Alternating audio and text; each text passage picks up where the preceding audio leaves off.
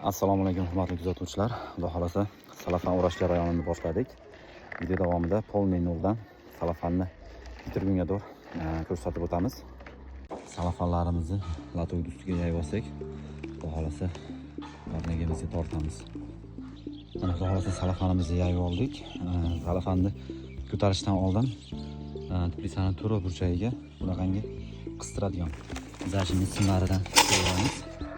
Bu yoqdan sherigim, bu tomondan men salafanni ko'tarib turib, to'ra burchagidan salafanni tarang tortib qistirib oladigan bo'lsak, keyin latoyda lablarini qistirib chiqsak, salafan bir tekisda chiroyli bo'lib chiqadi. Keyin yana bitta ma'lumot, salafanni ochayotganda salafanni o'ngga tesi bo'ladi. Agar buni teskari yoqib qo'yadigan bo'lsa, salafanda quyoshda tez chirib, uzoqqa bormasligi mumkin. Salafanni yoyayotganda ichidan bunaqangi yozuv chiqadi.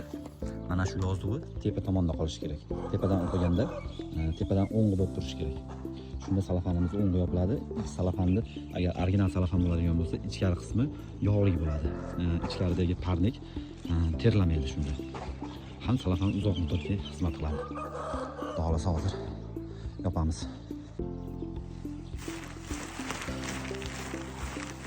Xudo xolasa mana salafanimizni tashlab oldik.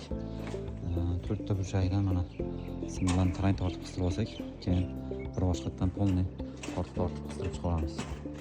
Orada bu joyimizni ilib qoldi.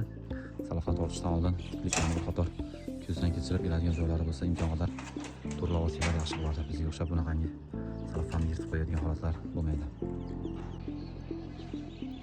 Mana bu holatda salafanlarimizni qistirib oldik. Oynadek bo'lib chiqdi. Salafanni qistirayotganda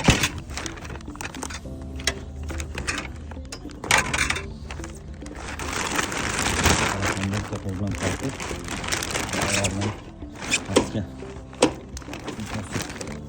qistiriladigan bo'lsa, salafan xudo xolasa tarang bo'lib chiqadi.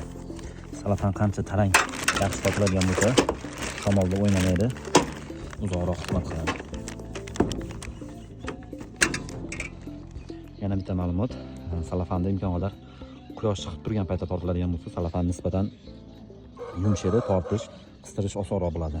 Hamma joyi bir tekisda bo'lib chiqadi. Agar to'g'ri tortiladigan bo'lsa, ko'p joyda tirish bo'lishi mumkin. Undan keyin havo ochilib, isib ketganda salafanning har joylarda tirishlar paydo bo'lib qoladi. Salafan bo'sh bo'lib qoladi.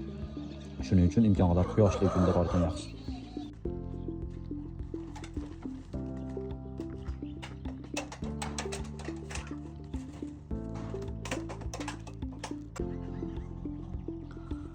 Salafanimiz pastdan ko'rinishi. Hamma joy bir tekisda chiroyli chiqdi. Salafanimiz Xitoy salafani 08lik salafan yopdik, chunki 08 salafan yorug'likda yaxshiroq o'tkazadi.